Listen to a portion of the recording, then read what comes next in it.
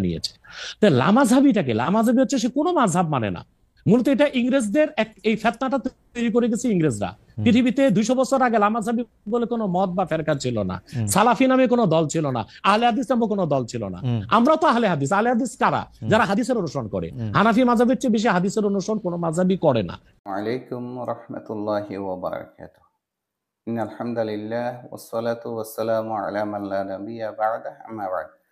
আপনারা একটা video clip শুনেছেন আমাদের দেশের গ্র্যান্ড মুফতি এনায়েতুল্লাহ আব্বাস সাহেবের। তিনি তার বক্তব্যে দাবি করেছেন লা মাযহাবিরা কোনো মাযহাব অনুসরণ করে না, মানে না। মূলত এটা একটা ইংরেজদের তৈরি ফিতনা। 200 বছর আগে এদের কোনো পরিচয় ছিল না। এই যে সালাফি, আহলুল হাদিস এই ধরনের কোনো অস্তিত্ব ছিল না। তিনি আবার তার এই বক্তব্য পরে আবার তিনি তার বিপরীত অবস্থান নিলেন। আহলুল হাদিসরা, সালাফিরা 200 বছর আগে যদি পরিচিত না থাকে, এদের অস্তিত্ব না থাকে, তিনি আবার ইংরেজদের দ্বারা সৃষ্ট বলে তাদের বিরুদ্ধে অভিযোগ করলেন। কিন্তু পরে তিনি আবার অভিযোগ করলেন আহলুল হাদিস অর্থ হচ্ছে যারা হাদিসের অনুসারী। তিনি আবার আহলুল হাদিস নিজেকে দাবি করলেন। তো তার দাবির পক্ষে তিনি আবার ইংরেজদের দালাল হিসাবে কি নিজেকে পরিচিত করে দিলেন? তাহলে তার বক্তব্যের মাধ্যমে তিনি নিজেকে দ্বিমুখী নীতির অনুসারী হিসেবে প্রকাশ করলেন। আমরা দেখব ইসলামের মধ্যে কোনো এ ধরনের মাযহাবের অস্তিত্ব আছে কিনা বা অনুসরণ করার জন্য বাধ্য করা হয়েছে কিনা, মাযহাবের অনুসরণের ক্ষেত্রে ইসলামের নীতিমালা কি, এবং যাদের নামে মাযহাব তৈরি হয়েছে তাদের মতামত কি, এবং তার পরবর্তী বা পূর্ববর্তী যারা সালাফরা রয়েছেন, অনুসারী রয়েছেন, যারা ইসলামের পণ্ডিত রয়েছেন, তাদের বক্তব্য কি আমরা জানার চেষ্টা করি। ইসলামের মধ্যে এই ধরনের সুনির্দিষ্টভাবে মাযহাবের অনুসরণ করা কোরআন এবং হাদিস ও সাহাবায়ে কেরাম এবং যাদের নামে মাযহাব তৈরি হয়েছে তাদের কোনো বক্তব্যের মাধ্যমে প্রমাণ পাওয়া যায় না। এটা হচ্ছে নিজেদের একটা দল তৈরি করে নিজেদের মধ্যে নিজেরাই মানুষদেরকে বিভ্রান্ত করার জন্য ফিতনা নিজেরাই তৈরি করে আবার মানুষদেরকে অভিযোগ করতেছেন তারাই ফিতনা ছড়াচ্ছেন। যারা কোরআন এবং সহিহ হাদিসের অনুসরণ করে প্রচলিত মাযহাবের বিপরীত যারা দিন পালন করে তাদেরকে তারা ফিতনাবাজ বলে দাবি করতেছেন। পৃথিবীতে মাযহাবের সৃষ্টি কখন হয়েছে এটা আমরা একটু জানার চেষ্টা করি। ইমামরা কি আসলে মাযহাবের অনুসরণ করতে বলেছেন কিনা?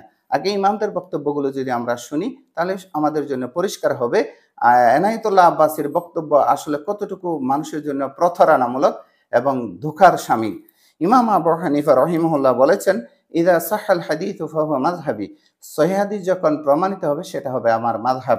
তিনি আরেকটা বক্তব্য বলেছেন হারামুন আলা মান লাম ইয়ারিফ দালিলি, ওই ব্যক্তির জন্য হারাম যে ব্যক্তি আমার দলিল সম্পর্কে জানবে না, আইয়ুফতিয়া বিকালামি, আমার কথা দিয়ে সে ফতোয়া দিবে। তাহলে এই কথা থেকে স্পষ্ট যে ইমাম আবু হানিফার নামে যেই ফতোয়াগুলো বাজারে চালু আছে এগুলো কি আসলে তার লিখিত কিতাব কিনা, তার থেকে সনদ স্পষ্টভাবে মুতাওয়াতিরান এটা কি আসলে প্রমাণিত কিনা, নাকি তার নামে চালিয়ে দেওয়া হয়েছে।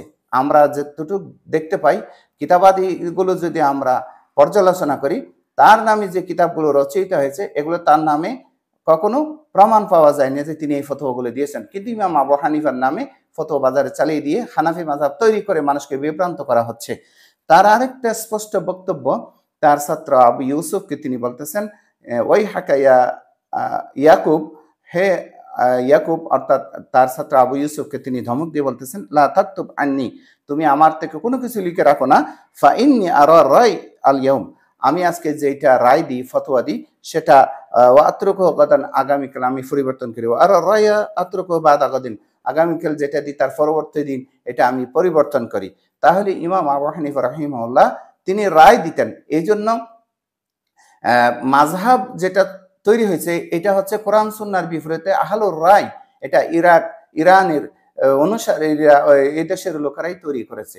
কিন্তু আহলুস সুন্নাহর অনুসারী যারা মক্কা এবং মদিনার তারা কিন্তু আহলুর রায়ের বিপরীত নিজেদেরকে আহলুল হাদিস পরিচয় দিয়ে কোরআন ও হাদিসের অনুসারী হিসেবে নিজেদেরকে পরিচয় দিতেন। এরপরে ইমাম মালিক রহিমাহুল্লাহ আরো স্পষ্ট করে বলেছেন, ইন্নামা আনা বাশারুন, নিশ্চয় আমি একজন মানুষ, উখতি ওয়া উসিব, আমি ভুল করি এবং শুদ্ধ করি, ফানজুরু ফির রাই, আমার রায়ের প্রতি অর্থাৎ আমার মতামতের দিকে লক্ষ্য করো, ফাকুল্লু মা ওয়াফাকাল কিতাব ওয়াস সুন্নাহ, যেটা কিতাব ও সুন্নাহর সাথে মিলবে, ফাখুদুহু, এটাকে তোমরা গ্রহণ করবে, ওয়ালাম ইউআফিকুহুমা ফাতরুকুহু, যদি কোরআন সুন্নাহর সাথে আমার বক্তব্য মিল না হয় তাহলে সেটাকে ছুটে মারো।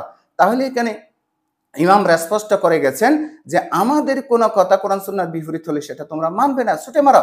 কিন্তু আমাদের দেশের মুফতিরা ইনায়েতুল্লাহ আব্বাসীর মতো গ্র্যান্ড মুফতিরা দাবি করতেছেন হানাফি মাযহাবের বাইরে কোনো ফতোয়া মানলে সে তার ঈমান আমল নষ্ট হয়ে যাবে, মানে সুনির্দিষ্টভাবে একটা মাযহাবকে আঁকড়ে ধরতে হবে, তারা এটাকে ওয়াজিব বলেছেন। এখানে একটা কথা বলি, একটা গরু বিক্রেতা গরু বিক্রি করতে গেছে বাজারে, কিন্তু সে সরল মানুষ, সৎপন্থী মানুষ, তিনি বলতেছেন ক্রেতাকে আমার গরু বছরে একবারও বাচ্চা দেয় না, কিন্তু দালালে সে কিছু ধান্দা করার জন্য সে বলতেছে ক্রেতাকে এই গরুটা বছরে 2 বার বাচ্চা দেয়। তাহলে দালাল এই গরুকে 2 বার বাচ্চা দেওয়ার জন্য প্রচারণা চালাচ্ছে, আর গরুর মালিক বলতেছে একবারও বাচ্চা দেয় না। এবার আসুন, আরো স্পষ্ট করেছেন ইমাম আহমদ বিন হাম্বল রহিমাহুল্লাহ, তিনি বলতেছেন একেবারে শেষের ইমাম যিনি আহলুস সুন্নাহ এর ইমাম আহলুস সুন্নাহ, তিনি বলতেছেন লা তুকাল্লিদনি ওয়ালা তুকাল্লিদ মালিকান ওয়ালা শাফিঈ ওয়ালা আউজাঈ ওয়া খুদ মান হাইথু আখাযু। তিনি বলতেছেন আমার তাকলিদ করো না, অর্থাৎ অন্ধ অনুসরণ করো না, এবং মালিক ও শাফি, ইমাম মালিক এবং শাফির অন্ধ অনুসরণ করো না, এবং আউজাঈরও না, তোমরা তারা যেখান থেকে নিয়েছেন সেখান থেকে তোমরা কি করো, দলিল হিসাবে শরীয়তের আমলগুলো গ্রহণ করো। তাহলে এবার আসুন আমরা আরেকটা স্পষ্ট দলিলগুলো জানার চেষ্টা করি যে ইমামদের পরে যারা আমাদের বিশ্ববিখ্যাত যে স্কলার রয়েছেন, আলেম রয়েছেন, তাদের থেকে আমরা জানার চেষ্টা করি। ইমাম ইবনুল কাইয়িম রাহিমাহুল্লাহ বলতেছেন যে ওয়ালাম ইয়াকুন ফিস সদরিল আউয়াল তাকলিদ, প্রথম যুগের মধ্যে কোনো তাকলিদ ছিল না, অর্থাৎ এই যে মাযহাবের নামে অন্ধ অনুসরণ এটা ছিল না।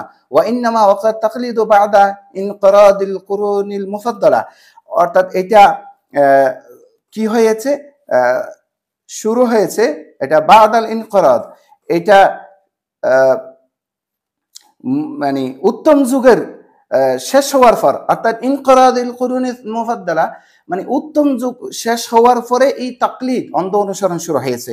ফালাম্মা কাল্লাল ইলম ওয়া কাসুরাল জাহল, অতঃপর যখন মানুষের মধ্যে এলমের ঘাটতি হলো, এলম কমে গেল, মূর্খতা বেড়ে গেল, ওয়া তামাদাল নাস, মানুষরা নির্ভর করলো, ঝুঁকে পড়লো আলাল মাযাহিব ওয়া তাকলিদ, এবং তাকলিদ মাযহাবের দিকে, অন্ধ অনুসরণের দিকে, মাযহাবের অন্ধ তাকলিদ দিকে মানে মানুষেরা নির্ভর করলো, অর্থাৎ ঝুঁকে পড়লো। এইটা যা হবার তা হয়ে গেছে। এটা ইলামুল মুওয়াক্কিনের মধ্যে দ্বিতীয় খণ্ডে 166 পৃষ্ঠার 76 পৃষ্ঠার মধ্যে উল্লেখ রয়েছে। ইমাম ইবনে আব্দুল বার রাহিমাহুল্লাহ বলতেছেন ওয়া আম্মা তাকলিদু ফালাম ইয়াকুনু ফি করনি সাহাবাতি ওয়া তাবিঈন, এই তাকলিদ তথা অন্ধ অনুসরণ যেটা সাহাবা এবং তাবিঈনের যুগের পরেই কি হয়েছে, এই চালু হয়েছে, অর্থাৎ এই যুগে ছিল না। ওয়া ইন্নামা যাহারা বা'দা যালিক, এটা এরপরে প্রকাশ ঘটেছে হিনা রাকানা নাস ইলাল উরফ, মানুষ যখন সমাজের রীতিনীতির দিকে ঝুঁকে পড়লো, নির্ভর হলো, ওয়া তারাকুন নাযারা ফি দালাইল, মানুষ দলিল ও বিশ্লেষণকে ছেড়ে দিল, অর্থাৎ দলিলের প্রতি মানুষ যখন ছেড়ে দিল, গবেষণার দিকে মানুষ মনোযোগী হলো না, তখন তাকলিদ অনুসরণ করা শুরু করলো। আরেকটা গুরুত্বপূর্ণ বক্তব্য হচ্ছে ইমাম ইবনে হাজার আসকালানী রাহিমাহুল্লাহ, তিনি বলতেছেন ওয়া ইন্নামা সাবাতাল মাযাহিব ওয়া তাকাররারাত ফি আওয়াখিরিল করনি সালিস, এই যে মাযহাব প্রতিষ্ঠিত হয়েছে এবং সংকলিত হয়েছে তৃতীয় হিজরির শেষে, ওয়ামা বাদ এর পরে, তৃতীয় হিজরির শেষের দিকে এবং এর পরে, অর্থাৎ চতুর্থ হিজরির দিকেই মাযহাবের সৃষ্টি। তাহলে আমাদের মুফতি সাহেব কি দাবি করলেন, 200 হিজরির আগে কি ছিল না, আহলুল হাদিস বা সালাফি কোনো ছিল না। তো এই মাযহাব তো শুরু হয়েছে তাহলে ইংরেজদের দ্বারা, কারণ সাহাবী তাবি তবে তাবির যুগে 700 হিজরি পরেই যদি মাযহাব তৈরি হয় তাহলে এটা হবে ইংরেজদের দ্বারা। মাযহাব তৈরি তাহলে ইংরেজদের দ্বারাই দাবি করা যুক্তিযুক্ত। ইমাম শাতিবী রাহিমাহুল্লাহ বলতেছেন লাম তাযহারিল মাযাহিবুল ফিকহিয়াতু ওয়া হাইআতিহা আল মারিফা আল ইয়াউম ইলা বা'দা ইনকিদাইল কুরুনিল মুফাদ্দালা। তিনি বলতেছেন আজকের যে পরিচিতির উপর যে ফিকহি মাযহাব সমূহ চালু হয়েছে সেটা উত্তম যুগের পরে, অর্থাৎ সাহাবী তাবি তবে তাবির যুগ শেষ হওয়ার পরেই এটার প্রকাশ ঘটেছে। তাহলে ইমামদের বক্তব্য আরো বিশ্ববিখ্যাত আলেমদের বক্তব্যের মাধ্যমে আমরা স্পষ্ট হলাম এই চার মাযহাব হচ্ছে 700 হিজরির পরে ইমামদের নামে এটা তাহলে ইংরেজরাই চালু করে দিয়েছেন। আমাদের মুফতি সাহেব এর কি কোনো সঠিক উত্তর দিতে পারবেন? তিনি তো দাবি করেছেন তার ভুলগুলো তিনি জাতির কাছে শুধরে তওবা করে ফিরে আসবেন। আজকে তার কাছে আবেদন জানাই তিনি তার ভুলগুলো শুধরিয়ে এইভাবে মানুষদেরকে অন্ধকারে না ঠেলে দিয়ে কোরআন সুন্নাহর দিকে মানুষদেরকে চলার জন্য মাযহাবের নামে গোড়ামি থেকে বেরিয়ে এসে কোরআন সুন্নাহর পথে আহ্বান করবেন। এই আহ্বানটাকে আমি তার প্রতি অনুরোধ জানিয়ে আমরা বক্তব্য শেষ করলাম। ওয়া মা তাওফীক ইল্লা বিল্লাহ। আসসালামু আলাইকুম।